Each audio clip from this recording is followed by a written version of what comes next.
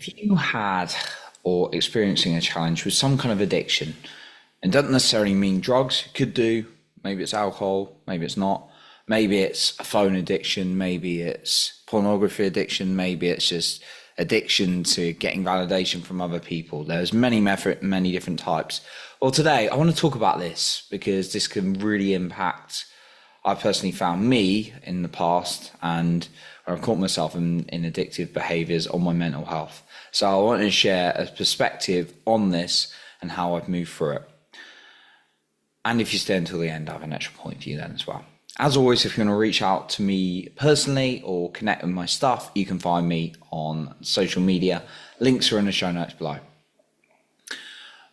For me, I've been through different types of addiction. Now, I want to talk about addictions. If you're really struggling with something, of course, do go seek professional guidance, right? That's what I want to be very, very clear on. For me, I've actually had different forms of it. Now, for me, addiction is about using some kind of behavior or substance or activity in order to distract from pain and move towards pleasure. But usually over time, it's creating a bit of a negative effect mentally and physically.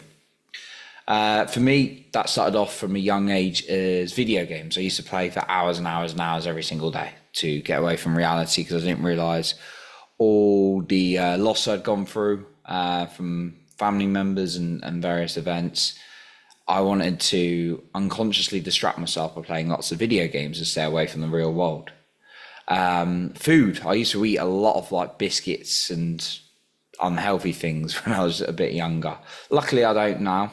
Now and then I'll treat myself, and maybe there'll be times when I'm not eating as healthy as others. Yeah, I usually get back on track a lot quicker. But I used to use food like sugar and stuff to distract myself. Sugar is a huge addiction. Daydreaming, I used to have an addiction to like just living in fantasy world, particularly through my teenage years. Not completely, because I did do my schoolwork, but I used to daydream and all these kind of things rather than living in the real world. Kind of very similar to the video gaming. So I found that can be quite, yeah. There's also like partying, there's also social media. So going out and drinking a lot, that was an addiction of mine. And then going out and then social media has been a big one. Phone addiction is a huge one, right? I'm not going to lie, that I've been addicted to my phone many times and I put limits on it now. Like I say, addiction for me is about, and again, if you're really struggling with something, do go and help get support. But I just want to share my perspective and what's helped me, as always. Addiction is a way to alleviate pain, in my opinion, and make up for a lack of connection maybe elsewhere. So how is that helping you? Because you're anything like me, it didn't do me any favors. So I want to go through some points now that have really helped me. The first one is get honest with yourself. Get very, very honest with yourself. Don't be like, no, it's not really a problem. You have to get very honest with yourself, right? I noticed at points in my life, drinking was getting a little bit out of hand. It'd be like, I'd go out at the weekend, heavy session, then it'd be like, maybe drink the next day to sort of calm my system down. And then it was like, wow, this is going down and down a spiral. I should stop, even if it's going to be painful in this moment, right? You've got to get very honest with yourself with addictions. The second thing is find an emotional mechanism to work on you, because just having willpower without really going into the cause for me has not really worked. Just being like, okay, I'm going to give that up, I'm going to give that up. Either I found something else that's not, maybe it's less unhealthy, but I found something else to distract myself. But finding an emotional mechanism to work with yourself, things like breath work, like meditation, can be really, really powerful to connect with yourself.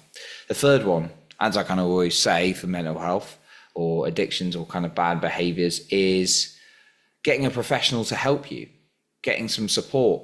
It might be a coach who specializes in something. There are coaches out there that help people work through things like alcohol addiction, things like porn addiction, through diets and bad diets that they've had like addictions to as well. So there's many different professionals out there as well, and coaches as well. The fourth one is feeling to the body, because often there's a part of us, I found, that we've been neglecting. Maybe it's like a feeling in the chest. Maybe that's a feeling of anger or of resentment, and to be honest, I usually find the feeling beneath anger is like sadness. So feeling into that, because that allows you to connect with you so that you don't need to run away. And then the final thing is, as well as putting in place some of these emotional work, make it really hard to actually, whilst you're doing the work emotionally and deep and then talking to professionals and going to your body, there's still the behavior itself to reduce or eliminate completely, depending on what it is. Put mechanisms in place. There's a great book, there's a couple of great books I'm going to recommend. Willpower Doesn't Work and Atomic Habits. So Willpower Doesn't Work is by Benjamin Hardy, and Atomic Habits by James Clear.